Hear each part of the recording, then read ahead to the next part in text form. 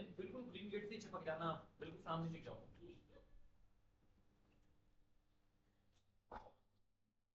Hello students, welcome back to ABG के online. बच्चों, हम लोग आपके नीट निर्माण बैच का डे 18 लेके आए हैं, जिसमें मैं आज का सेशन आपके लिए बायोलॉजी का स्टार्ट करने जा रहा हूं। तो उम्मीद करूंगा आप लोगों ने पिछले टॉपिक्स डेफिनेटली रिवाइज कर लिए होंगे। तो इस सेशन में अभी तक हम लोग आपको बायो का एक चैप्टर कंप्लीट करा चुके हैं और आज के सेशन में होपफुली सेकंड चैप्टर भी आपका कंप्लीट हो जाएगा।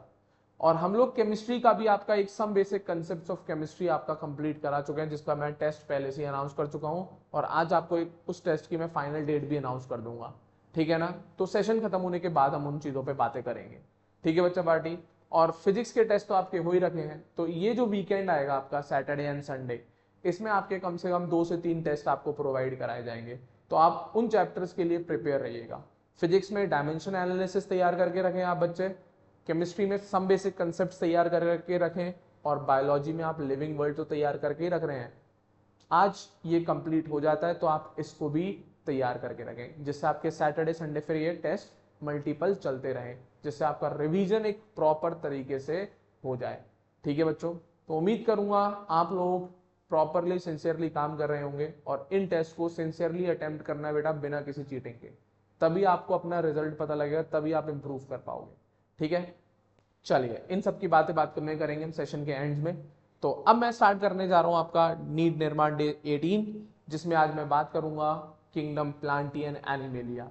इस सेशन में, इस बायोलॉजी के सेशन में मैं आपको किंगडम प्लांटी एनिमेलिया का इंट्रोडक्शन दूंगा, क्योंकि आपकी एनसीईआरटी में एक्चुअल में पूरे पूरे चैप्टर बना रखे हैं इस किंगडम्स के। जो नेक्स्ट चैप्टर पढ़ाऊंगा वो प्लांट किंगडम पढ़ाऊंगा, एंड देन उसके बाद हम लोग एनिमल किंगडम पर डिस्कशन करेंगे। बट इस चैप्टर में केवल उसका इंट्रोडक्शन छोटा सा दे रखा है, वो मैं डिस्कस करूंगा। बट मेन जो टॉपिक मुझे आज पढ़ाना है that is virus, viroid and prions. इनके बारे में हम लोग डिस्कशन करने जाएंगे। तो स्टार्ट करने से पहले मैं सभी बच्चों से ये पूछना चाहूंगा कि ऑडियो और वीडियो क्लियर आ रहा है मेरा, जो भी बच्चे बैठे हैं?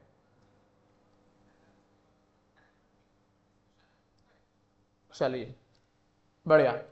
तो हम आज के सेशन में बात कर रहे हैं सबसे पहले किंगडम प्लांटे की।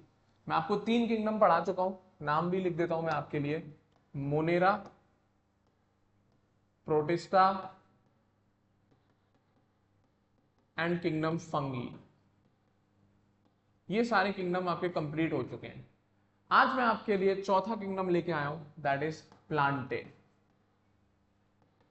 And animalia. इसके बाद हम बात करेंगे एनिमेलिया। तो बेसिक से इनके बारे में तो बहुत आप सब आराम से जानते होंगे। प्लांटे किंगडम में सारे प्लांट्स जो भी आप अपने चारों तरफ देखते हो वो ऑर्गेनिजम्स आते हैं, और एनिमल किंगडम में कौन आते हैं? जितने भी एनिमल्स हमारे चारों तरफ पाए जाते हैं वो सब किंगडम एनिमेलिया में आते हैं, बट फीचर्स अलग है, तो वो सारी चीजें हम डिस्कस करने जाएंगे। तो मैं बात कर रहा हूं किंगडम प्लांटे की, तो सुनिएगा। Kingdom Plantae includes all eukaryotic chlorophyll containing organisms. ऐसे यूकैरियोटिक ऑर्गेनिजम्स जिनमें क्लोरोफिल प्रेजेंट है। क्लोरोफिल एक पिगमेंट होता है जो फोटोसिंथेसिस रिएक्शन के लिए बहुत नेसेसरी होता है। तो किंगडम प्लांटी के जो मेंबर्स हैं बेटा, पहली बात यूकैरियोटिक होते हैं, और दूसरी बात ये ऑर्गेनिजम्स क्लोरोफिल कंटेनिंग होते हैं। और इनको हम किस नाम से जानते हैं? सब बचपन से पढ़ते आ रहे हैं, प्लांट्स कहते हैं। क्या कहते हैं बेटा? प्लांट्स। चले, बट क्या ऐसा हर मेंबर के पास होता है इसके क्लोरोफिल? हाँ या ना? क्या जितने भी प्लांट्स हमारे नेचर में एग्जिस्ट करते हैं, क्या हर कोई फोटोसिंथेसिस करता है? तो एक्चुअल में प्लांट का मेन कैरेक्टर फोटोसिंथेसिस करना ही होता है, और उसके पास एक ग्रीन कलर पिगमेंट कहते हैं जिसे हम क्लोरोफिल कहते हैं। ठीक है? बट इनमें से कुछ मक्कार होते हैं प्लांट्स, सब नहीं होते, कुछ मक्कार होते हैं। तो इसी पिगमेंट की वजह से, क्योंकि बेटा प्लांट क्या करता है? प्लांट के पास एक कैरेक्टरिस्टिक है, फोटोसिंथेसिस करता है। क्या? फोटोसिंथेसिस। जिसकी वजह से हम प्लांट्स को क्या कहते हैं? ऑटोट्रॉफ्स। मतलब ये वो ऑर्गेनिजम्स हैं जो खुद का खाना स्वयं बनाते हैं। ये किसी को खा के अपना पेट भरते नहीं, ये अपना खाना खुद ही बना लेते हैं अपनी बॉडी के अंदर।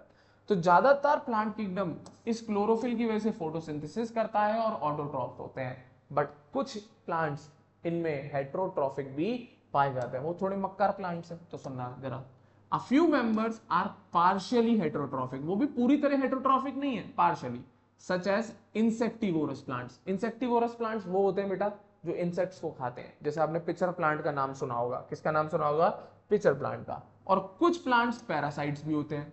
कौन से होते हैं, पैरासाइट्स। पैरासाइट सब जानते हैं, जो किसी होस्ट के ऊपर अपना जीवन व्यतीत करता है, किसी होस्ट के ऊपर अपनी लाइफ के एग्जिस्टेंस के लिए डिपेंडेंट होता है, जैसे फंगी वगैरह पढ़ाए थे मैंने आपको, ठीक है, हाँ या ना। तो कुछ पार्शियली हेटेरोट्रॉफिक भी है, ज्यादातर प्लांट्स तो ऑटोट्रॉफ्स हैं, अपना खाना खुद बना लेते हैं, पर कुछ पार्शियली हेटेरोट्रॉफिक, जैसे इंसेक्टिवोरस प्लांट्स या फिर कुछ पैरासिटिक प्लांट्स। एग्जांपल, पहले इंसेक्टिवोरस प्लांट्स के example, bladderwort and Venus flytrap are example of insectivorous plants. ये सीधा इंसेक्ट्स को खा के पेट भर लेते हैं, ठीक है। और कस्कुटा, ये एक पैरासिटिक कौन है, प्लांट है। अमरबेल के नाम से सुना होगा आपने इसका नाम, अमरबेल कहते हैं कस्कुटा, क्लियर है। ये आम वगैरह के पेड़ पे जो बड़े पेड़ होते हैं उनके ऊपर लपटी हुई होती है, बेल होती है एक तरीके की, कस्कुटा कहते हैं। पैरासाइट होते हैं, क्या होता है ये, पैरासाइट, क्लियर है। ये खुद फोटोसिंथेसिस नहीं करता, ये क्या, जो जिस होस्ट के ऊपर रह रहा है उसी से अपना न्यूट्रिशन ड्राइव करता है। चलें आगे, आगे बताऊं next. But majority of plants are autotrophs, clear है। आगे बढ़ रहे हैं हम बात कर रहे हैं प्लांट की, सेल की बात कर रहे हैं। प्लांट का जो सेल है, प्लांट सेल का एक कैरेक्टरिस्टिक फीचर होता है, प्लांट सेल के पास सेल वॉल पाई जाती है, और उस सेल के अंदर एक और कैरेक्टरिस्टिक फीचर होता है, वैक्यूल मिलता है। और तीसरा कैरेक्टरिस्टिक फीचर क्या, क्लोरोप्लास्ट, जिसके अंदर ये ग्रीन कलर का पिगमेंट होता है। 9-10 में सिखा देते हैं प्लांट सेल और एनिमल सेल, वही चीज बता रहा हूं। The plant cell have a eukaryotic structure, मतलब न्यूक्लियस होगा इसके पास, विद प्रोमिनेंट क्लोरोप्लास्ट। क्लोरोप्लास्ट के अंदर प्रेजेंट होता है क्लोरोफिल। क्लोरोफिल तो पिगमेंट है, और क्लोरोप्लास्ट क्या है, सेल की ऑर्गेनेल, सेल की ऑर्गेनेल। तो प्लांट सेल कैसा, एक यूकैरियोटिक सेल है जिसके पास एक प्रोमिनेंट क्लोरोप्लास्ट होता है, सेल के अंदर की ऑर्गेनील है, और इसी ऑर्गेनील के अंदर ग्रीन पिगमेंट मिलता है क्लोरोफिल, जिसकी मदद से प्लांट फोटोसिंथेसिस कर पाता है। तो कैरेक्टरिस्टिक फीचर है प्लांट सेल का, हर किसी के पास नहीं होता ये, तो भी लिखा है the plant cell have a eukaryotic structure with a prominent chloroplast and cell wall. दोनों कैरेक्टरिस्टिक फीचर होते हैं, मेनली मेड ऑफ सेल्यूलोज। और ये सेल वॉल ज्यादातर काय की बनी हुई होती है, सेल्यूलोज की बनी हुई होती है बच्चा पार्टी, किसकी बनी हुई होती है, सेल्यूलोज की, क्लियर है। तो प्लांट सेल का कैरेक्टरिस्टिक फीचर क्या है, मैं लिख दे रहा हूं, प्लांट सेल, प्लांट सेल दो कैरेक्टरिस्टिक फीचर है, पहला तो यूकैरियोटिक है, ये तो सब जानते हैं बचपन से भाई, मोनेरा के अलावा सारे यूकैरियोटिक थे, केवल मोनेरा ही तो था प्रोकैरियोटिक। अब दो फीचर इसके कैरेक्टरिस्टिक हैं जो प्लांट सेल के पास होगी, एक तो क्लोरोप्लास्ट मिलेगा, और दूसरा सेल वॉल होगी, क्या होगी, सेल वॉल। और ये भी सेल वॉल काय की बनी होगी, सेल्यूलोज, काय की बनी हुई होगी, सेल्यूलोज। और क्लोरोप्लास्ट में तो सब जानते हैं क्लोरोफिल मिलता है। चले आगे, आगे बढ़ते हैं। अब इसके बारे में डिटेल में हम आगे पढ़ेंगे, तो वही लिखा है, you will study the eukaryotic cell structure in detail in chapter 8, जिसमें आपको the fundamental unit of life मतलब सेल पढ़ाऊंगा मैं, क्लियर है। अब बात ये आ रही है इस किंगडम में कौन कौन आता है। तो प्लांट किंगडम में कौन कौन चार डिवीजन आते हैं, पहला algae, second bryophytes, third pteridophytes, fourth gymnosperms and fifth angiosperms. तो ये 5 डिवीजन पढ़ाऊंगा बेटा मैं, algae, bryophyte, pteridophyte, gymnosperms and angiosperm. तो ये किंगडम इन 5 पार्टों में डिवाइडेड है, इन 5 ग्रुप्स में बांटा गया हुआ है। चलें नेक्स्ट चैप्टर में ये सारी डिटेल में बात करेंगे हम, चलें आगे, याद रखना। नेक्स्ट अब बात आ रही है इसकी लाइफ साइकिल की, क्या बेटा, प्लांट की लाइफ साइकिल की। तो सुनना जरा, प्लांट की लाइफ में 2 फेजेस होते हैं बेटा, जैसे प्लांट है उसकी जिंदगी में 2 फेजेस है, 2 पहलू होते हैं, ठीक है। तो ये the life cycle of plant has 2 distinct phases, the diploid sporophytic and the haploid gametophytic, हाँ या ना। तो प्लांट सेल के पास 2 टाइप की बॉडी टाइप होता है, एक sporophytic and second is gametophytic, ठीक है। 2 फेज होती है, गैमेटोफिटिक होती है एन हैप्लॉइड, और स्पोरोफिटिक होती है 2n।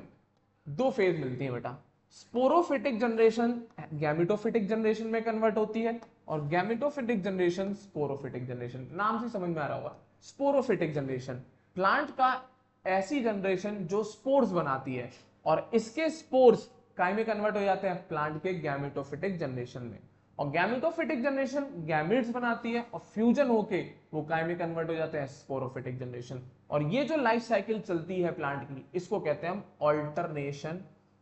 Alternation of generation. मेरे ख्याल से बात भेजे में फिट हो जाएगी, ठीक है, चलिए बहुत बढ़िया। तो वही लिखा है life cycle of plants has two distinct phases, the diploid sporophytic मतलब 2n एंड हैप्लॉयड गैमेटोफिटिक मतलब n का मतलब हैप्लॉयड, मतलब इसके क्रोमोसोम सिंगल सिंगल होते हैं, इसके क्रोमोसोम डबल पेयर में, सिंगल मतलब एक पेयर में रहते हैं। चले आगे बढ़ते हैं। That alternate with each other, ये भी पूरा मेंशन है, ये एक दूसरे में कन्वर्ट हो जाते हैं। स्पोरोफिटिक से गैमेटोफिटिक बना सकते हैं हम जनरेशन और गैमेटोफिटिक से स्पोरोफिटिक जनरेशन बना सकते हैं। बस फर्क है प्लांट्स में इनकी जीवन काल की लेंथ में फर्क होता है। कुछ प्लांट्स में स्पोरोफिटिक जनरेशन पूरे जिंदगी भर रहती है और गैमेटोफिटिक जनरेशन बहुत थोड़े टाइम के लिए आती है। कुछ प्लांट्स में पूरी जिंदगी वो गैमेटोफिटिक जनरेशन में निकाल देता है और स्पोरोफिटिक जनरेशन बहुत थोड़े टाइम के लिए। इन दोनों जनरेशन की फेज की लाइफ का जो लाइफ फेजेस है ये दोनों इन प्लांट्स की, तो लेंथ में फर्क है।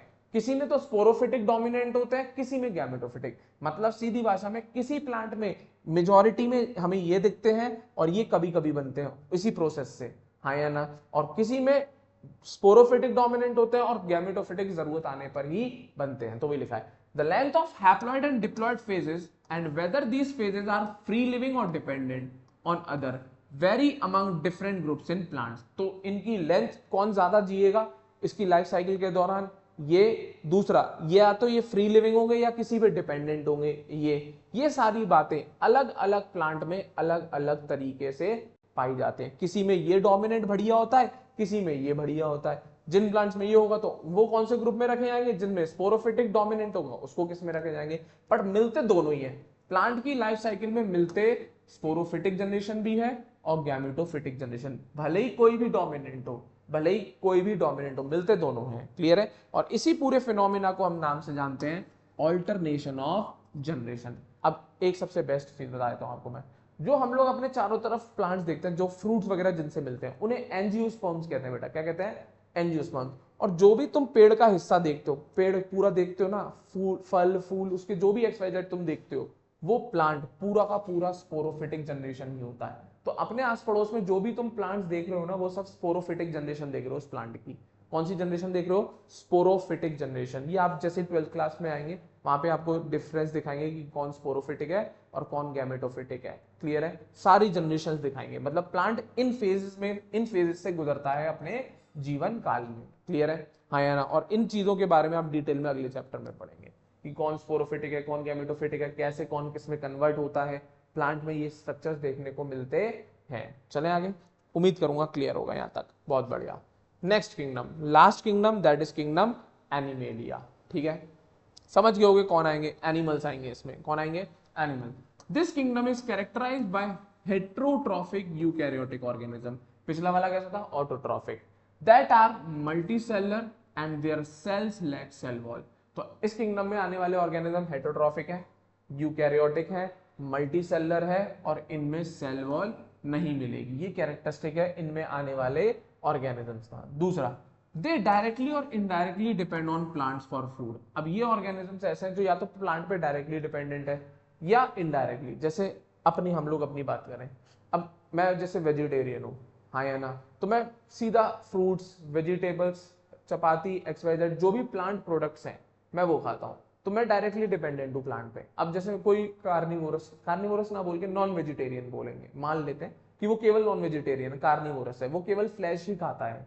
क्या खाता है? केवल फ्लैश। तो क्या वो डायरेक्टली प्लांट को खा रहा है? नहीं, वो एनिमल को खा रहा है दूसरे।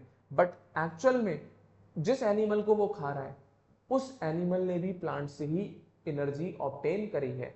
तो हर ऑर्गेनिज्म या तो डायरेक्टली प्लांट को खा के अपनी नीड पूरी करता है या किसी दूसरे एनिमल को खा के अपनी फूड की डिमांड को पूरी करता है। तो जब वो कोई एनिमल किसी दूसरे एनिमल को खा के अपनी फूड की डिमांड पूरी करे तो वो भी एक्चुअल में प्लांट पे ही डिपेंड कर रहा है, क्योंकि जिस एनिमल को खा रहा है कहीं ना कहीं वो एनिमल भी प्लांट पे डायरेक्टली डिपेंडेंट होगा। तो अल्टीमेटली जो कार्निवोरस है, जो एनिमल्स को खा रहे हैं, उनके पास भी तो एनर्जी एक तरीके से इनिशियली प्लांट से ही निकल के आई है उनके पास, चाहे वो डायरेक्टली डिपेंडेंट है चाहे इनडायरेक्टली डिपेंडेंट है, वही चीज लिखी है। दूसरा बात, they digest their food in internal cavity and store food reserves. Clear है?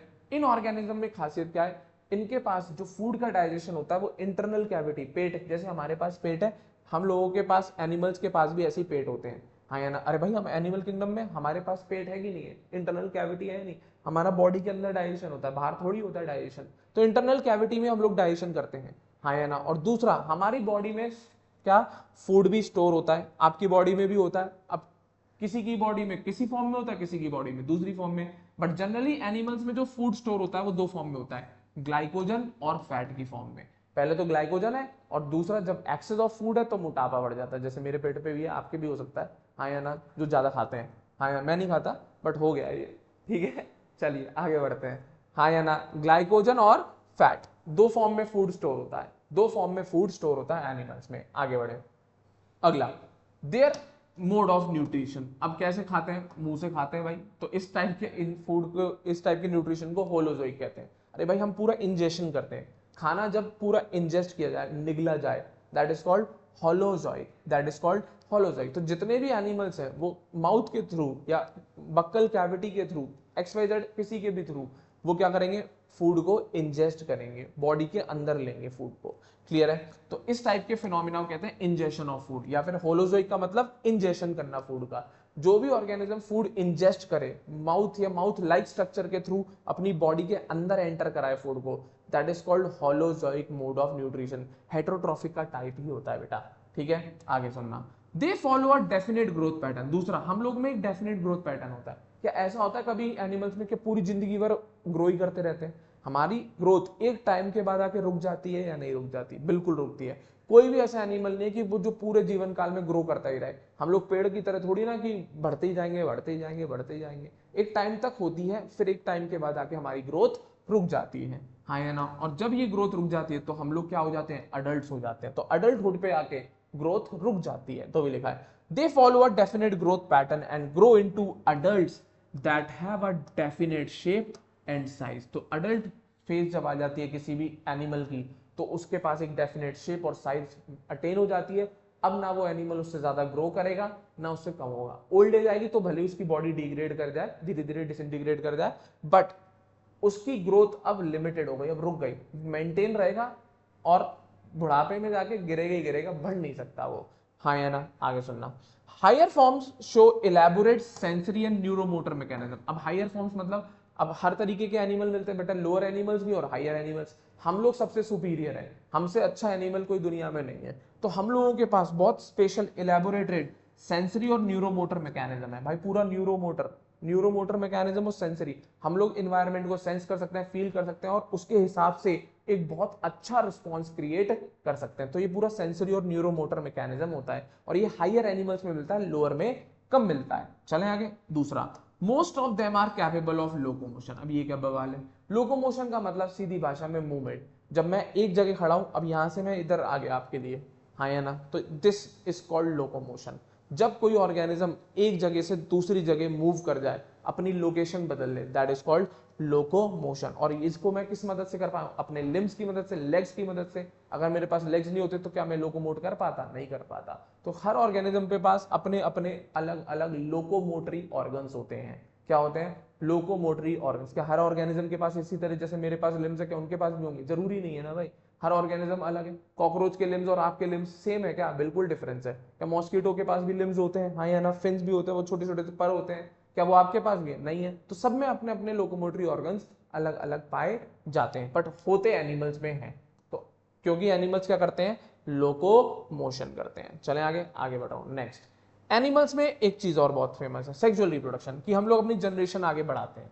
तो animals in sexual reproduction by copulation of male and female gametes. तो कुछ नहीं है, सेक्सुअल रिप्रोडक्शन एनिमल्स में कॉपुलेशन के द्वारा होता है, और इसमें हमेशा दो पेरेंट इन्वॉल्व होते हैं, एक मेल एक फीमेल पेरेंट। दो गैमेट बनेंगे, एक मेल गैमेट एक female gamete.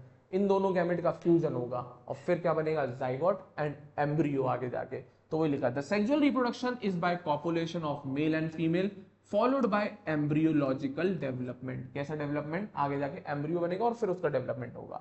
Saline feature of this various phyla are described in chapter 4। तो अगला चैप्टर में प्लांट पे बात करूंगा और देन उसके बाद हम बात करेंगे एनिमल पे। किसके बाद बात करेंगे? एनिमल पे। कोई दिक्कत? चलें आगे। उम्मीद करूंगा पकड़ पाए होंगे मेरी बात को, उम्मीद करूंगा पकड़ पाए होंगे मेरी बात को। कोई दिक्कत यहां तक किसी को होनी नहीं चाहिए।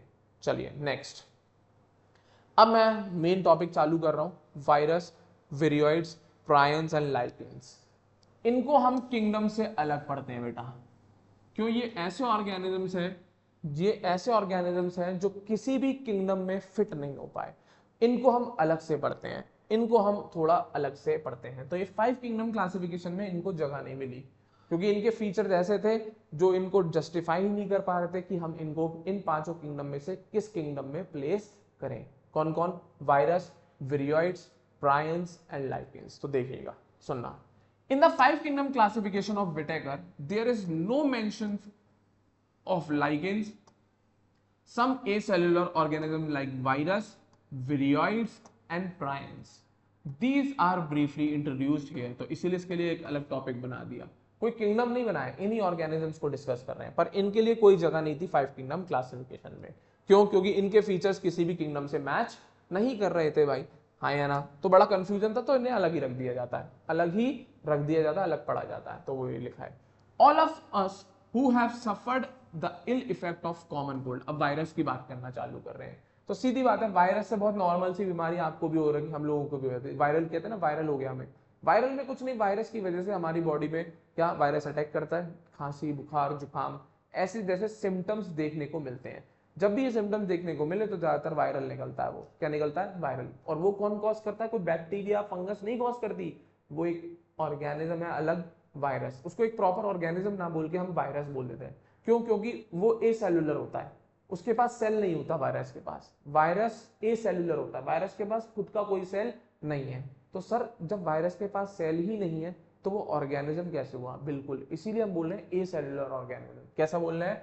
एसेलुलर ऑर्गेनिज्म। क्लियर है? तो वो लिखा है, all of us who have suffered the ill effect of common cold, या फिर उसको हम अपनी भाषा में फ्लू कह देते हैं, know what effect virus can have on us. तो हम लोग सब जानते हैं कि कितना खतरनाक हो सकता है। कोरोना के बारे में तो आपने सुना ही होगा, जब कोरोना हुआ था वायरस, कितना खतरनाक इफेक्ट था। वो एक वायरस ने उसको पूरी दुनिया को लॉकडाउन में रख दिया, हाँ या ना? और उसके इफेक्ट में भी कॉमन इफेक्ट थे, खांसी, बुखार, जुकाम तो आ ही रहा था, बस किसी किसी में सीवियर हो जा रहा था।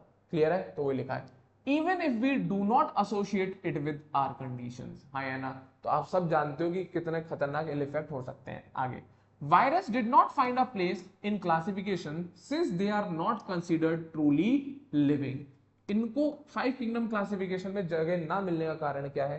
क्योंकि इनको हम प्रॉपर तरीके से बता ही नहीं पाए कि ये लिविंग है या नहीं। तो एक्चुअल में वायरस नॉन लिविंग का ही पार्ट होना चाहिए, क्योंकि ए सेलुलर है, इसके पास कोई सेल नहीं होती, इसके पास कोई सेल नहीं होती, खुद की सेल नहीं होती। तो वो लिखा है, if we understand living as those organism that have a cell structure then virus are non cellular organism. अगर हम ये माने कि लिविंग कौन है? जिनके पास सेल है। तो इस हिसाब से अगर हम देखेंगे तो वायरस एक नॉन लिविंग ऑर्गेनिज्म है, कोई ऑर्गेनिज्म नहीं है, non living non cellular organism है। तो वो लिखा है, the virus are non cellular organism that are characterized by having a inert crystalline structure outside the living cell। तो वायरस में कुछ नहीं है, ऐसा होता है एक इनर्ट क्रिस्टलाइन स्ट्रक्चर होता है, एक सॉलिड फॉर्म का एक क्रिस्टल स्ट्रक्चर होता है, जिसके पास कोई सेल के स्ट्रक्चर्स होते नहीं है। तो क्या हम इसे लिविंग मानेंगे? नहीं मानेंगे, सिंपल सा फंडा है। तो एक्चुअल में क्या होता है, वायरस के पास एक प्रोटीन का कोट होता है। क्या होता है? अजीब सा, मान ली ये वायरस है, मान ले वायरस है, ये प्रोटीन का कोट होता है, और इसके अंदर इसके पास एक जेनेटिक मटेरियल भरा होता है। क्या भरा हुआ होता है? एक जेनेटिक मटेरियल भरा होता है। कुछ नहीं है, बस इतना। क्या कोई सेल है? नहीं है। क्या कोई ऑर्गेनिल है? नहीं है। क्या कोई न्यूक्लियस है? नहीं है। जब कुछ है ही नहीं तो कैसे लिविंग है? और जब लिविंग ही नहीं है तो कैसे हम इसको 5 किंगडम क्लासिफिकेशन में पुट करेंगे? तो वही दिक्कत थी, इसीलिए अलग से पढ़ा जाता है। तो वही समझा रहा हूं मैं। क्या वायरस एक नॉन सेलुलर ऑर्गेनिज्म है या एसेलुलर ऑर्गेनिज्म है? और इसको कैसे कैरेक्टराइज करते हैं कि इसके पास एक इनर्ट क्रिस्टलाइन स्ट्रक्चर है आउटसाइड दी लिविंग सेल, हाँ या ना? तो ये कोई सेल नहीं है, ये एक इनर्ट क्रिस्टलाइन स्ट्रक्चर की तरह पड़ा है। जैसे मान ले ये पेन है, इस पे वायरस है, वायरस पड़ा हुआ है, तो क्या वो लिविंग होगा? नहीं होगा, बिल्कुल नहीं होगा। वो ऐसा इनर्ट क्रिस्टलाइन स्ट्रक्चर पड़ा होगा, ऐसा लगता है कि कोई सब्सटेंस लगा हुआ है मिट्टी जैसा, है ना, जिसका कोई इफेक्ट नहीं है। अगर वायरस किसी ऑर्गेनिज्म की बॉडी से बाहर है, मतलब किसी सेल के बाहर है, किसी भी सेल के बाहर है अगर वायरस, तो वो किसी काम का नहीं है, वो एक इनर्ट क्रिस्टलाइन स्ट्रक्चर है जिससे कोई फर्क नहीं पड़ता। बट अगर ये वायरस किसी सेल के अंदर एंटर कर जाए तो लट्टू बुझा देता है बेटा ये। अच्छा हो गए, ठीक है। कोरोना वायरस का तो आप इफेक्ट जानते ही हैं, हाँ या ना। तो वायरस सेल के बाहर है तो वो इनर्ट है, किसी काम का नहीं, ऐसे ही पड़ा हुआ है। बट जब ये वायरस किसी सेल में एंटर कर जाता है तो ये लट्टू बुझा देता है, हाँ या ना। तो जैसे दो डायग्राम बन रखे हैं वायरस के, ये सेल के बाहर है। अगर वायरस सेल के बाहर है तो उसका ऐसा स्ट्रक्चर होता है। क्या ये सेल है? नहीं है, ये इनर्ट सब्सटेंस पड़ा हुआ है, किसी काम का नहीं है। दो डायग्राम बनने हैं, पहला इसको कहते हैं हम टीएमवी, टोबैको मोजाइक वायरस, और दूसरा ये बन रहा है बैक्टीरियोफेज, आपकी बुक में भी होगा। दिस इज बैक्टीरियोफेज, ये वो वायरस है जो बैक्टीरिया में बीमारी कॉज करता है, और टोबैको तो प्लांट होता ही है, तो ये वो वायरस है जो प्लांट में बीमारी कॉज कर रहा है। कोई दिक्कत किसी को नहीं होनी चाहिए, आगे बढ़ रहा हूं। तो इनको अभी बाद में डायग्राम को डिस्कस करेंगे, देखें आगे बढ़ते हैं। Once they infect a cell, अब वायरस की बात आ रही है। Once they infect a cell they take over the machinery of the host cell to replicate themselves. तो अब क्या कहानी है, मान लो ये सेल है, कोई क्या है ये, मान लो सेल है, और ये सेल का क्या है, न्यूक्लियस, ये साइटोप्लाज्म, ठीक है। वायरस को मैं बना रहा हूं ब्लू कलर का, ये वायरस है, इसके अंदर जेनेटिक मटेरियल पड़ा है। जब सेल के बाहर है तो ये कैसा है, इनर्ट, क्या है, इनर्ट। और ये कौन है, वायरस। बट क्या ये लिविंग है, नॉन लिविंग है, नॉन लिविंग। अब ये कौन है, होस्ट सेल, होस्ट सेल। अगर ये वायरस होस्ट सेल के बाहर है तो नॉन लिविंग है। अब इस वायरस ने इस सेल के ऊपर अटैक किया और इस सेल के अंदर आ गया। जैसे ये वायरस इस सेल के अंदर आएगा तो सबसे पहले वायरस इसके न्यूक्लियस पे अटैक करेगा और न्यूक्लियस को अपने कब्जे में ले लेगा। अब जरा देख, न्यूक्लियस में मैंने फर्क दिखाया कुछ, हाँ या ना, जरा चेक करो, मैंने न्यूक्लियस पे फर्क दिखाया है। अब मैंने न्यूक्लियस को रेड से ना बना के ब्लू बना दिया, क्यों? क्योंकि वायरस क्या करता है ना बेटा, किसी भी होस्ट सेल के सबसे पहले न्यूक्लियस को ओवरटेक कर लेता है और न्यूक्लियस ही सब कुछ कंट्रोल करता है। तो जब न्यूक्लियस ही किसके कब्जे में आ गया, वायरस, तो क्या ये सेल अब अपने हिसाब से चल पाएगी? नहीं। कौन चलाएगा सेल को, न्यूक्लियस, और न्यूक्लियस पे किसका राज चल रहा है, वायरस का। तो अब एक्चुअल में ये जो सेल है ना, ये आपकी होस्ट सेल रही नहीं, ये किसकी सेल बन गई, वायरस की सेल बन गई। किसकी सेल बन गई, वायरस की सेल, आया ना। तो बॉडी से जब बाहर है तो किसी काम का नहीं है, नॉन लिविंग है। बॉडी के अंदर है तो वायरस क्या करता है, सेल के मैकेनिज्म के ऊपर ओवर कब्जा कर लेता है, इसको हाईजैक कर लेता है, और ये होस्ट सेल अब किसकी तरह बिहेव करती है, वायरस की सेल। और जैसे ये वायरस की सेल डिवाइड करेगी, आगे दो सेल बनेंगी, आया ना, आगे दो सेल बनेंगी, और वायरस क्या हो गया, देख, वापस से न्यूक्लियस बनेगा, वायरस मल्टीप्लाई होगा। वायरस खुद तो मल्टीप्लाई हो नहीं सकता, पर सेल के अंदर आके सेल को ओवरटेक करके, और जब सेल डिवाइड करके बनेगी तो वायरस अपने आप को इस तरीके से डिवाइड करके मल्टीप्लाई करता चला जाता है। तो आप सोचो, जब आपको खांसी जुकाम होता है ना, तो वायरस तो आपकी बॉडी में बहुत पहले ही एंटर कर चुका होगा। जब आपको खांसी जुकाम हो रहा है तब तो आपके बॉडी में पूरे में वायरस फैल चुका है, क्योंकि एंट्री उसकी बहुत दिन पहले, एक दो दिन पहले ही हो चुकी होगी। तब तक तो बस वो सो रहा था, वो आपकी सेल में एंटर ही किया था, और धीरे धीरे ये सेल आपकी डिवाइड कर रही थी बॉडी की, और वायरस की अमाउंट आपकी बॉडी में बढ़ती जा रही थी। जैसी बढ़ जाती है आपको बुखार, खांसी, जुकाम जैसी चीजें आने लगती हैं। तो ये सोच लो कि वायरस एक दो दिन पहले ही घुस चुका होगा आपकी बॉडी में। तो वही लिखा है, once they infect a cell they take over the machinery of the host cell to replicate themselves, killing the host. Would you call virus living और नॉन लिविंग? तो हम सीधी भाषा में ये बोल सकते हैं कि सेल के अगर बाहर है वायरस, सेल के अगर बाहर है वायरस तो नॉन लिविंग है, और सेल के अगर अंदर है वायरस तो वो लिविंग है। कोई दिक्कत यहां तक किसी को भी? चल रहा हूं मैं आगे, बहुत बढ़िया। नेक्स्ट, अब बात ये आ रही है वायरस की कहानी क्या है, किस किसने नाम दिया, कैसे कैसे नाम दिया, वो सारी बातें मैं करने जा रहा हूं, ठीक है। अब वायरस का मतलब क्या होता है, वायरस मीन्स वेनम, वायरस का मतलब है वेनम या फिर पॉइजनस फ्लूइड, ठीक है। क्या कहते हैं, पॉइजनस फ्लूइड। कोई दिक्कत आया ना? तो अब कहां से कहानी चालू हो रही है वो सब चीजें देखें। सबसे पहले बात कर रहे हैं यहां पर अभी हम दिमित्री इवानोवस की। किसकी, दिमित्री इवानोवस की। इन 1892 इसने रिकॉग्नाइज किया कुछ माइक्रोब्स, और ऐसे माइक्रोब्स जो क्या कर रहे हैं, एक डिजीज कर रहे हैं जिसको कहते हैं मोजाइक। तो वो लिखा है दिमित्री इवानोवस की in 1892 recognized certain microbes as causal organisms of mosaic disease of tobacco। तो कुछ माइक्रोब्स देखे इसने और क्या बोला कि ये ऐसे ऑर्गेनिज्म है, माइक्रो ऑर्गेनिज्म से छोटे से, जो एक टोबैको में बीमारी कर रहे हैं जिसको हम मोजाइक के नाम से जानते हैं, मोजाइक डिजीज ऑफ टोबैको, जो कि फिगर 2.6 में मेंशन है। और बाद में जब उसने ढूंढा इसे तो उसको ये पता लगा कि ना तो ये कोई बैक्टीरिया था ना कोई और था, ये अलग ही कम वो था ऑर्गेनिज्म। तो वो लिखा है these were found to be smaller than bacteria, और उसने ये भी देखा कि ये माइक्रोब्स बैक्टीरिया से छोटे हैं, because they pass through bacteria proof filters, क्योंकि ये बैक्टीरिया प्रूफ फिल्टर्स के भी थ्रू पास हो रहे थे। तो मतलब ये माइक्रोब्स बैक्टीरिया नहीं थे। सबसे पहले कहां क्लिक हुआ इवानोस्की को, जब इसने टोबैको मोजाइक वायरस में जो कॉज करने वाले माइक्रोब्स थे उनको ढूंढा, और इसने क्या पता लगाया कि ये भाई बैक्टीरिया नहीं, क्योंकि ये बैक्टीरिया से भी छोटे हैं। तो इसने कुछ ना कुछ गड़बड़ है ना तो और दूसरी बात, तब ये डिजीज, तब इनको पता नहीं था कि वायरस जैसी चीज होती है, बाद में जाके डिस्कवरी हुई इन सब चीजों की। तो चले आगे दूसरा। फिर कौन है, बेजरिंकी, M.W. Bejerenki in 1989 demonstrated that the extract of the infected plant of tobacco could cause infection in healthy plants and named the new pathogen virus and called the fluid as Contagium vivium fluidium। फिर क्या किया इनके बाद M.W. Bejerenki आए और इन्होंने extract किया इस डिजीज टोबैको प्लांट में से एक फ्लूड, ठीक है, हाँ या ना, इन्फेक्शन कॉज करने वाला। और जब इन्होंने उस फ्लूड को एक हेल्दी टोबैको प्लांट पे डाला तो वो हेल्दी टोबैको प्लांट भी बीमार हो गया, हाँ या ना। और फिर इन्होंने इस माइक्रोब या इस पैथोजन जो डिजीज कॉज कर रहा है इसको एक नाम दिया वायरस, क्योंकि ये बैक्टीरिया तो था नहीं, उनसे छोटे थे ये साइज में, और इन्होंने उस ऑर्गेनिज्म को नाम दिया वायरस। और उस जो फ्लूड बन के आया था जिसकी वजह से ये बीमारी फैल रही थी, वो जो एक्सट्रैक्ट निकाला था, उसी फ्लूड में और कुछ नहीं, ये वायरस ही थे बहुत सारे।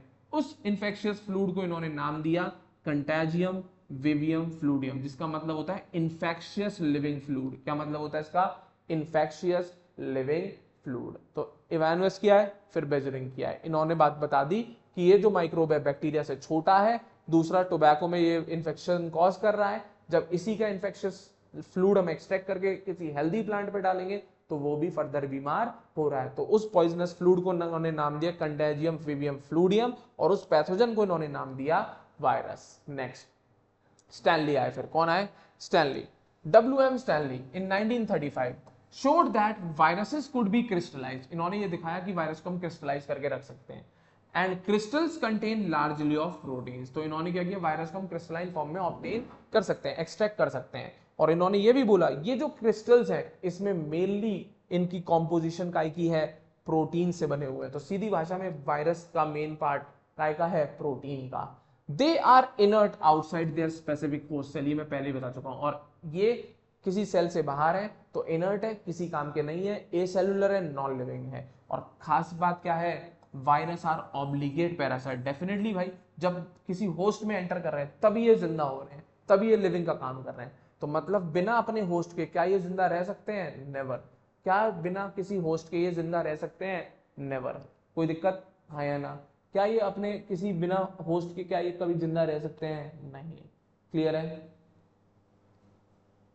चलिए आगे बढ़ते हैं, कोई दिक्कत, आगे बढ़े, बढ़िया। क्या ये कभी अपने होस्ट के बिना जिंदा रह,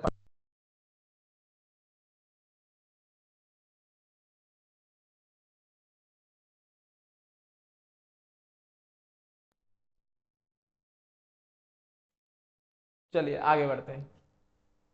तो ऑब्लिगेट पैरासाइट है वायरस, कैसे है, ऑब्लिगेट पैरासाइट है वायरस। चलें आगे बढ़ते हैं नेक्स्ट। इसके अलावा तो अगर मैं ये बोलूं कि ये जो कोट बना हुआ है, ये डायग्राम जितना ही बना है, ये सब प्रोटीन का बना है, बिल्कुल सही बात। वायरस का ये जो स्ट्रक्चर दिख रहा है ना आपको, इसमें मेजरली ये जो कवर है वायरस का, ये प्रोटीन का बना हुआ होता है। काय का बना हुआ होता है, प्रोटीन। किसने बताया, मैंने नहीं बताया, स्टैनली ने बताया। किसने बताया, स्टैनली ने। आगे अब बात यह है कि क्या इसका स्ट्रक्चर पूरा ही प्रोटीन का होता है, ऐसा नहीं होता बेटा। एक्चुअल में वायरस का कोट होता है। मान लीजिए ये वायरस है, ये क्या है, वायरस है, हाँ या ना। ये जो कोट है ये प्रोटीन का होगा, और इसके अंदर ये जो जेनेटिक मटेरियल भरा है ये कुछ भी हो सकता है, आरएनए भी हो सकता है या फिर डीएनए भी हो सकता है, डिपेंड करेगा कौन सा वायरस है। कोई भी ऑप्शन हो सकता है, आरएनए भी हो सकता है या डीएनए, कुछ भी हो सकता है ये, ठीक है। तो वो लिखा है क्या, in addition to protein viruses also contain genetic material that could either be RNA और आ डीएनए। तो कवर तो प्रोटीन का है और कंटेंट उसका जेनेटिक मटीरियल डीएनए या आरएनए होता है। क्लियर है, आगे सुनना। No virus contain both RNA and DNA. ऐसा कोई भी केस नहीं है किसी वायरस में दोनों पाया जाए, आरएनए भी पाया जाए या डीएनए, ऐसा कोई भी वायरस नहीं है। कोई भी एक होगा, या तो आरएनए होगा या डीएनए होगा। क्लियर है बच्चा पार्टी, आगे बढ़ते हैं। अब किसमें क्या मिलता है वो सुनना जरा, आगे देखते हैं। अभी आगे सारी चीजें मेंशन है तो सुनना। A virus is a nucleoprotein, सही बात है, and the genetic material is infectious. तो वायरस एक तरीके का न्यूक्लियोप्रोटीन है और उसका जेनेटिक मटीरियल इन्फेक्शियस है, उसकी वजह से बीमारी होती है। In general viruses that infect plants have single stranded RNA. तो सीधी भाषा में प्लांट वायरस का क्या, प्लांट वायरस, कौन से वायरस, प्लांट वायरस, इसमें क्या होता है, सिंगल स्ट्रैंडेड, क्या होता है, सिंगल स्ट्रैंडेड आरएनए, क्या होता है, सिंगल स्ट्रैंडेड, ऐसा मतलब सिंगल स्ट्रैंडेड आरएनए। दूसरा, वायरसेस दैट इन्फेक्ट एनिमल्स। अब जो वायरसेस एनिमल, ये जेनेटिक मटेरियल लिख रहा हूं, जीएम जेनेटिक मटेरियल लिख रहा हूं, genetic material,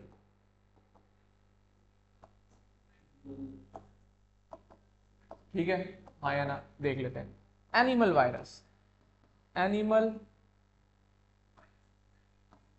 virus, animal virus में क्या होता है, जेनेटिक मटेरियल तो सुनना, हैव आइदर सिंगल और डबल स्ट्रैंडेड आरएनए। क्या क्या मिल सकता है, सिंगल स्ट्रैंडेड आरएनए भी मिल सकता है या फिर डबल स्ट्रैंडेड आरएनए भी मिल सकता है और या फिर डबल स्ट्रैंडेड डीएनए भी मिल सकता है। तो एनिमल वायरस में तीनों पॉसिबिलिटी है, तो वही लिखा है क्या, and viruses that infect animal have either single और डबल स्ट्रैंडेड आरएनए और डबल स्ट्रैंडेड डीएनए। तो तीनों पॉसिबिलिटी आती है।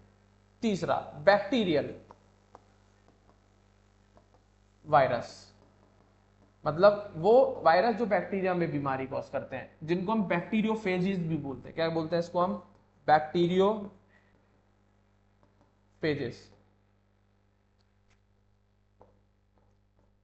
क्या बोलते हैं बेटा, बैक्टीरियोफेजिस, ठीक है। वायरस दैट इन्फेक्ट बैक्टीरिया, इसका जो जेनेटिक मटेरियल होता है वो यूजुअली डबल स्ट्रैंडेड डीएनए होता है, इसको याद कर लेना भाई। ये तीनों पॉसिबिलिटी मैंने आपको मेंशन करके दे दी है। प्लांट में केवल genetic material single stranded RNA मिलता है, एनिमल में तीनों पॉसिबिलिटी है, किसी में सिंगल स्ट्रैंडेड आरएनए, किसी में डबल स्ट्रैंडेड आरएनए, किसी में डबल स्ट्रैंडेड डीएनए।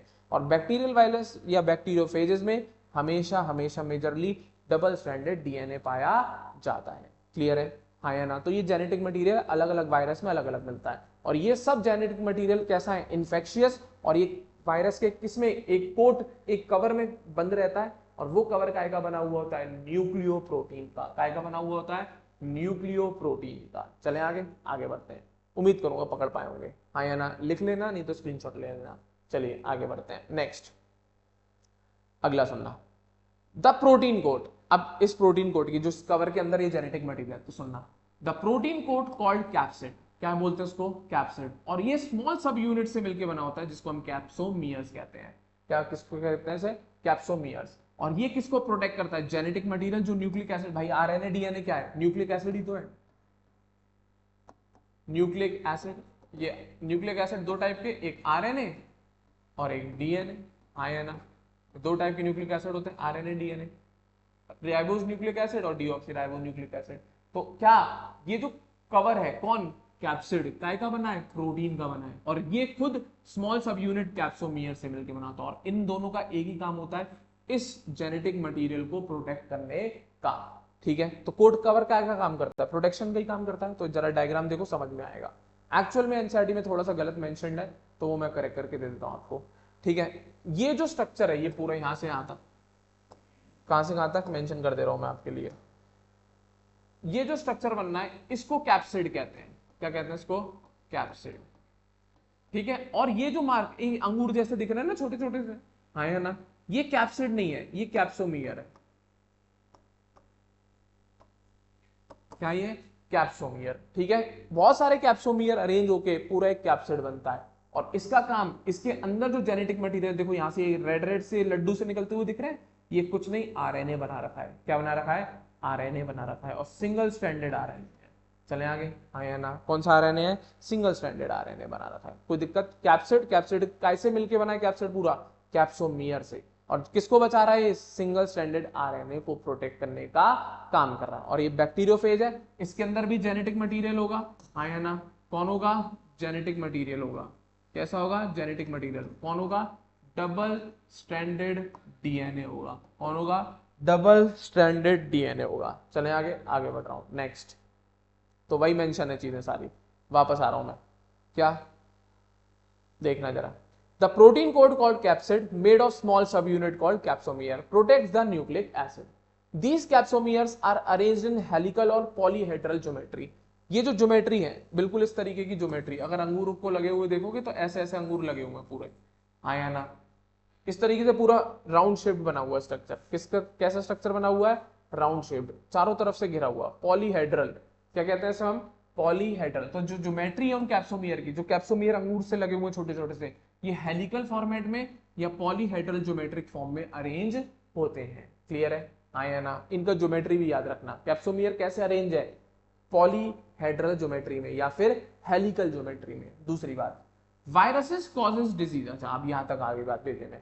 अब डिजीज कौन कौन से कॉज कर सकते हैं वायरस, तो वो लिखा है, viruses cause disease like mumps, smallpox, नाम याद करते चलना, herpes, influenza and AIDS. AIDS सबसे खतरनाक है वायरस, इसका कोई ट्रीटमेंट नहीं है, इसका कोई ट्रीटमेंट नहीं है। ठीक है, आगे बढ़ते हैं, इसका कोई भी ट्रीटमेंट नहीं है। चलें आगे, आगे बढ़ते हैं, ध्यान से सुनना।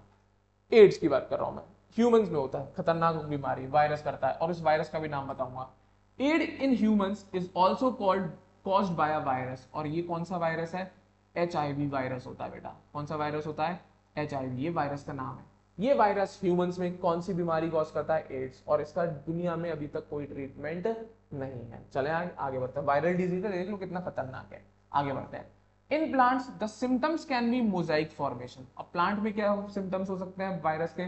मोजाइक फॉर्मेशन हो जाती है, लीफ रोल कर जाती है छोटी छोटी सी, कर्लिंग हो जाती है, येलो होने लगता है प्लांट, वेन गायब हो जाती है प्लांट के ऊपर से, वेन क्लियरिंग हो जाता है, प्लांट ड्रॉप रह जाता है, गट्टा रह जाता है, और प्लांट में ग्रोथ रुक जाती है। क्या क्या हो जाती है? प्लांट की ग्रोथ रुक जाती है। और ये जनरली कॉमन बीमारियां हैं या सिम्टम्स है, एक्चुअली बीमारी नहीं बोलेंगे, इन्हें हम सिम्टम्स बोलते हैं। प्लांट में बीमारियां नहीं, सिम्टम्स होते हैं, ऐसी वायरस के सिम्टम्स दिखते हैं हमें। ठीक है ना, हाँ या ना? तो क्या ये सिम्टम्स दिखेंगे? मोजाइक बन जाता है, छोटे चकत्ते से बन जाते हैं, लीफ रोलिंग हो जाती है, कर्ल कर जाती है लीफ, येलो हो जाती है, और उसपे से वेन्स जो होती है पतली पतली वो गायब हो जाती है, प्लांट गट्टा रह जाता है, ग्रोथ रुक जाती है प्लांट की। तो ये सारे सिम्टम्स हैं। प्लांट में अगर कभी वायरस का इन्फेक्शन होगा तो ये सिम्टम्स देखे जाते हैं। तो वायरस बहुत खतरनाक है, किसी को नहीं छोड़ता भाई। बैक्टीरिया तक तो को तो छोड़ा नहीं उसने बीमार करने से, हाँ या ना? बैक्टीरिया तक को तो लपटू बुझा दिया उसने, हाँ या ना? मेरे ख्याल से यहां तक क्लियर होगी बातें। चलो आगे। तो ये कहानी थी वायरस की। विरियोइड्स और प्रायंस दो टॉपिक और रह गए छोटे छोटे से, आज कवर करके इसको खत्म करते हैं इस चैप्टर को। ठीक है, चले नेक्स्ट। विरियोइड्स की बात कर रहा हूं मैं। किसकी बात कर रहा हूं बच्चा पार्टी? विरियोइड्स। अब ये क्या बवाल है भाई, क्या ये वायरस ही है? नहीं, वायरस से अलग होते हैं। वायरस क्या है? प्रोटीन का कवर है, उसके अंदर उसका जेनेटिक मटेरियल इन्फेक्शियस वाला भरा हुआ है, ये होता है वायरस। अब विरियोइड्स क्या है तो सुनना। इन 1971 किसने डिस्कवर किया? टियोडाइनियर ने किया। किसने किया? टियोडाइनियर। तो वो लिखा है in 1971 T O Diener discovered a new infectious agent. एक नया इन्फेक्शियस एजेंट डिस्कवर किया जो कि और भी छोटा था वायरस। वायरस किससे छोटे? बैक्टीरिया से। और वायरस से भी छोटा एक इन्फेक्शियस पैथोजन कौन आया? विरियोइड्स। कौन आया? विरियोइड्स। तो वो लिखा है in 1971 Teodynier discovered a new infectious agent that was smaller than viruses and caused potato spindle tuber disease। ये डिजीज था, प्लांट में हुआ था, आलू के में, और उसमें से ये इन्फेक्शियस एजेंट निकाला और देखा वो वायरस से भी छोटा था। ठीक है, तो क्या वो वायरस था? नहीं था। क्यों नहीं था? उसका कारण है तो सुनना। जब इसने उस पैथोजन को देखा तो वो लिखा इन्हें क्या मिला? It was found to be a free RNA. केवल आरएनए पड़ा हुआ मिला, केवल ऐसे आरएनए पड़ा हुआ मिला। ये फ्री आरएनए। क्या है ये? Free RNA. कोई कोट वोट नहीं था, कोई कवर नहीं था इस आरएनए को, ये फ्री जेनेटिक मटेरियल पड़ा हुआ था। तो वही लिखा है It was found to be a free RNA. It lacked the protein code that is found in the viruses. तो अब क्या किया, वायरस में तो पूरा कोड था, उसके अंदर था इन्फेक्शियस जेनेटिक मटेरियल, अब सीधा यहाँ जेनेटिक मटेरियल खुला पड़ा हुआ, कोई उसके ऊपर क्या कोड नहीं है प्रोटीन का, और इसीलिए इसका नाम पड़ गया विरियोइड। क्या नाम पड़ गया, विरियोइड। क्लियर है, हाँ या ना। और ज्यादातर जो जेनेटिक मटेरियल विरियोइड में मिलता है वो आरएनए मिलता है। और दूसरी खास बात, ये जो आरएनए का मास है और जो वायरस में मिलने वाला आरएनए है वो दोनों अलग होते हैं। तो वायरस में जो आरएनए मिलता है उसका मास ज्यादा होता है, विरियोइड्स के जो आरएनए होते हैं इनका मास कम होता है। तो वो लिखा है the RNA of viroid was of low molecular weight. तो इनके आरएनए का जो वेट निकाला, कंपाउंड है ऑर्गेनिक तो मास निकाला जा सकता है इनका, ठीक है। तो विरियोइड के अंदर जो जेनेटिक मटेरियल का वेट है, आरएनए का वेट है वो कम है, और वायरस में मिलने वाला जो जेनेटिक मटेरियल इन्फेक्शियस है उसका जो मास है वो ज्यादा है। तो डेफिनेटली ये वायरस के छोटे भाई हैं, कजिन है, एक तरीके से छोटा कजिन है, पर खतरनाक उतना ही है, खतरनाक उतना ही है। चलिए बहुत बढ़िया। Next last prions. अब ये क्या नई चीज आ गई, ये और भी खतरनाक। वायरस में क्या था, सुनना जरा, protein plus nucleic acid, short में लिख रहा हूं Na। विरियोइड्स, इसमें क्या था, केवल न्यूक्लिक एसिड।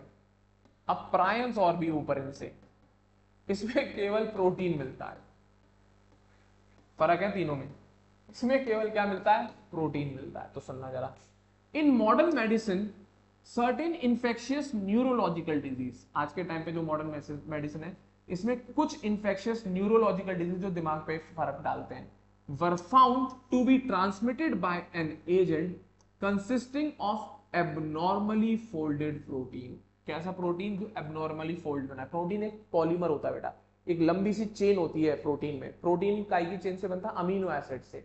अमीनो एसिड मिलते हैं और लंबी लंबी चेन्स बना लेते हैं प्रोटीन की, और वो अमीनो एसिड जब एबनॉर्मली एक दूसरे पे फोल्ड हो जाएं तो ऐसे एबनॉर्मली फोल्डेड प्रोटीन्स क्या कॉज कर देते हैं, न्यूरोलॉजिकल डिजीज, दिमाग पे जो असर डालने वाले डिजीज है वो कॉज कर देते हैं। तो इन एबनॉर्मली फोल्डेड प्रोटीन्स जो न्यूरोलॉजिकल डिजीज कॉज कर रहे हैं क्या है वो, प्रायंस। तो सीधी भाषा में मैं क्या ये नहीं बोल सकता प्रायंस किससे बनाए, प्रायंस में क्या प्रेजेंट है, केवल और केवल प्रोटीन, बिल्कुल बोल सकता हूं भाई। तो वही चीज देखिए क्या, in modern medicine certain infectious neurological disease were found to be transmitted by an agent consisting of abnormally folded protein. आगे, the agent was similar in size to virus. अब इसका साइज वायरस के जितना है, पर विरियोइड्स वायरस से छोटे थे। आगे, these agents were called prions, इसलिए इनका नाम क्या पड़ा था, प्रायंस। चलें आगे बढ़ते हैं। अब कौन सा डिजीज कॉज कर रहे थे सबसे ज्यादा, तो वो सुनना, द मोस्ट नोटेबल डिजीज जो सबसे ज्यादा प्रचलित हुआ caused by prions is bovine spongiform encephalopathy. कौन सा, बोवाइन स्पॉन्जिफॉर्म एन्सेफेलोपैथी, इसको हम शॉर्ट में बीएसई के नाम से जाते हैं। बॉम्बे स्टॉक एक्सचेंज नहीं है ये, कुछ बच्चे ये ना सोचे Bombay stock exchange, this is bovine spongiform encephalopathy, BSE. और ये जनरली इसको हम किस नाम से जानते हैं, मैड काउ डिजीज के नाम से, और ये कैटल्स में होती है। किस में होती है, कैटल्स, काउ वगैरह में होती है। तो कौन सा, ये डिजीज कौन कॉज कर रहा है, प्रायंस कॉज कर रहे हैं, बोवाइन स्पॉन्जिफॉर्म एन्सेफेलोपैथी, शॉर्ट में बीएसई लिख देते हैं। और इसको किस नाम से जानते हैं कॉमनली, मैड काउ डिजीज। किस में होता है, कैटल्स में होता है, ठीक है। और इसी का एक जुड़वा, मतलब जैसा ये इफेक्ट कैटल्स पे डालते हैं ऐसा ही एक जुड़वा प्रायन जो इसी टाइप की सिमिलर बीमारी ह्यूमंस में कॉज करता है, उस बीमारी का नाम वो लिखा है, and it's analogous variant. Homologous नहीं, एनालोगस, मतलब फंक्शन एक जैसा है, ओरिजिन अलग है, काम एक जैसा है दोनों का, पर दोनों का ओरिजिन अलग है दोनों ही प्रायंस, पर दोनों प्रायंस का ओरिजिन अलग है, पर दोनों प्रायंस का काम करने का तरीका एक जैसा है। तो इसीलिए लिखा है एनालोगस वेरिएंट। अगर ओरिजिन सेम होता तो होमोलोगस वेरिएंट लिखते। ओरिजिन अगर जन्म अगर एक ही जगह से लिया होता इन प्रायंस ने तो वो होमोलोगस होता।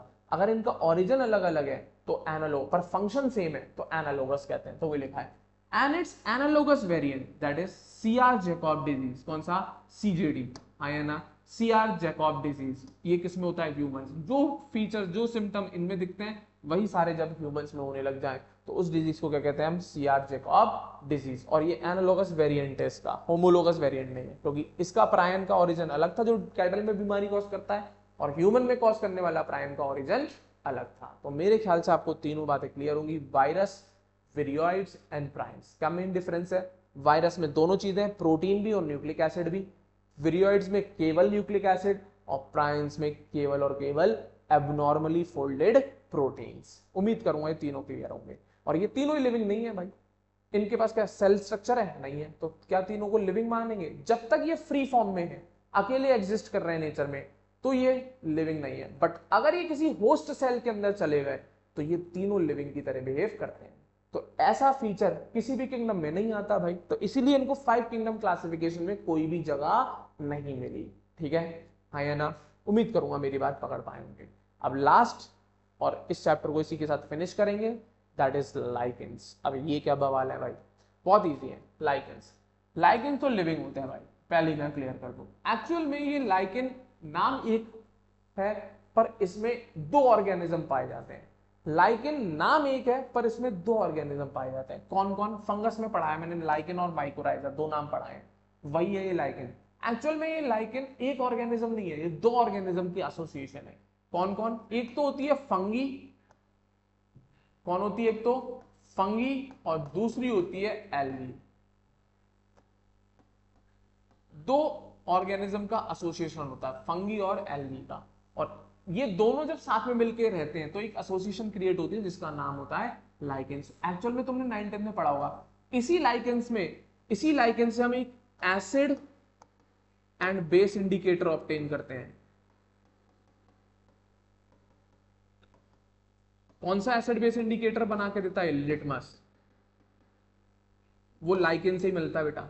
एक एसिड बेस इंडिकेटर छोटी क्लास में पढ़ा होगा तुमने, लिटमस का नाम, ये लाइकेन से ही ऑब्टेन होता है बेटा। लिटमस बुक में नहीं दिया होगा, आपको आना चाहिए। ठीक है, हाँ या ना? चलें, अब ये क्या है? एक तरीके से एसोसिएशन है फंगस और एल्गी की। किसकी एसोसिएशन है?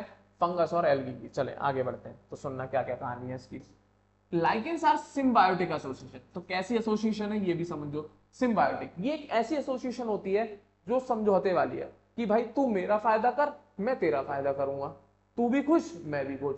म्यूचुअल अंडरस्टैंडिंग वाला एसोसिएशन को कहते हैं हम symbiotic association.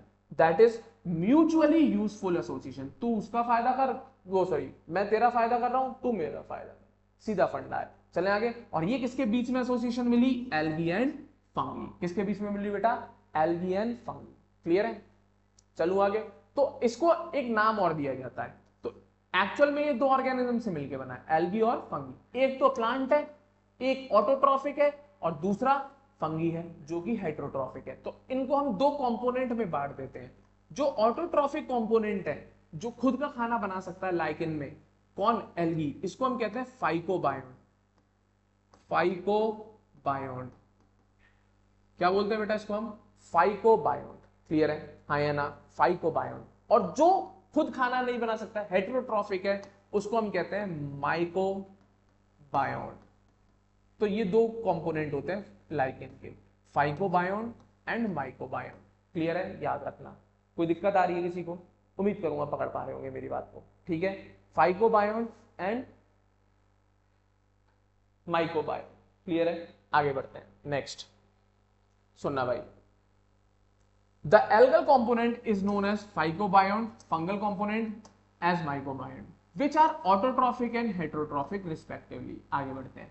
Algae prepare food for fungi and fungi provide shelter and absorb mineral nutrients. तो ये दोनों काम, एल्गी क्या करता है? खाना बनाता है फंगस के लिए, और फंगस इसके लिए रॉ मटेरियल इकट्ठा करके लाने का काम करता है। तो algae prepare food for fungi and fungi provide shelter, एक तो रहने की जगह दे रहा है, और इसी एल्गी के लिए ये फंगस मिनरल एब्जॉर्ब करके इकट्ठे करके लाता है जिससे ये एल्गी खाना बना पाए। तो वही लिखा है, algae prepare food for fungi and fungi provide shelter and absorb mineral nutrients and water for its partner.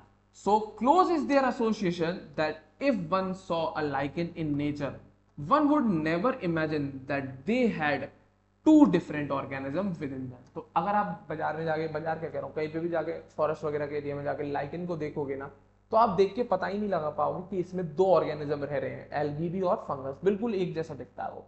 Clear है? और ये बहुत अच्छे, एक और इनका फीचर है, ये पॉल्यूशन के इंडिकेटर है। मतलब जिस एरिया में पॉल्यूशन होगा वहां लाइकेन ग्रो ही नहीं करते, और जो एरिया साफ सुथरा होगा, जहाँ पॉल्यूशन कम होगा, वहां लाइकेन की ग्रोथ हो जाएगी। तो ये बहुत अच्छे पॉल्यूशन इंडिकेटर हैं। तो वो लिखा है lichens are very good pollution indicators, they do not grow in polluted areas. तो ये भी क्वेश्चन बनता है, हाँ या ना। तो ये लाइकेन कैसे हैं? ऐसे हैं जो पॉल्यूटेड एरिया में ग्रो नहीं करते। कोई दिक्कत? तो पॉल्यूशन के इंडिकेटर का काम करते हैं। दूसरा एक एसिड बेस इंडिकेटर भी इससे ऑब्टेन होता है। कौन? लिटमस। जो नहीं लिखा ऐड कर लेना उस पॉइंट को।